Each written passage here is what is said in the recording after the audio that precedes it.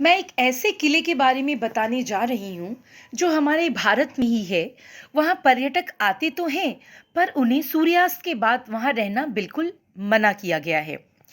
ये राजस्थान के जयपुर जिले से करीब 80 किलोमीटर दूर अलवर जिले में भानगढ़ का किला है। ये किला हमेशा कौतूहल का विषय बना रहता है। किले में कई मंदिर भी हैं। यहाँ पर्यटक को सख्त हिदायत दी गई है कि सूर्यास्त के बाद इस इलाके में कोई भी व्यक्ति न रहे। कहते हैं कि भानगढ़ की राजकुमारी बहुत खूबसूरत थी। उसकी चर्चा पूरे राज्य में थी। कई राज्यों से उसके विवाह का प्रस्ताव भी आता था। उसी समय वो एक बार अपनी सखियों के साथ बाजार गई।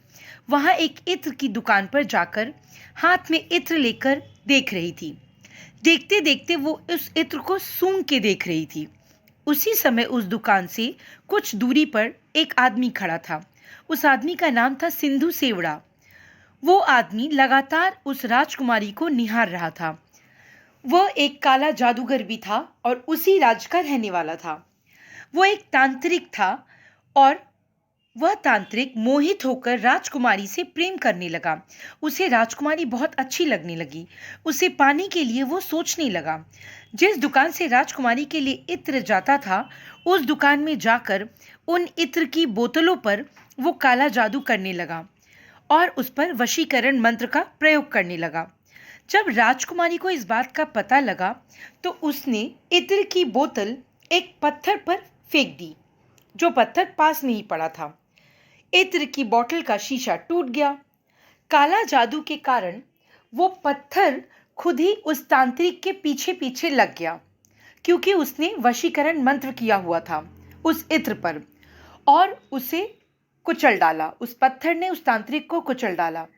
तांत्रिक मर गया, लेकिन मरने से पहले उसने श्राप दिया कि इस किले में रहने वाले सभी लोग जल्द ही मर जाएंगे और दोबारा जन्म नहीं लेंगे।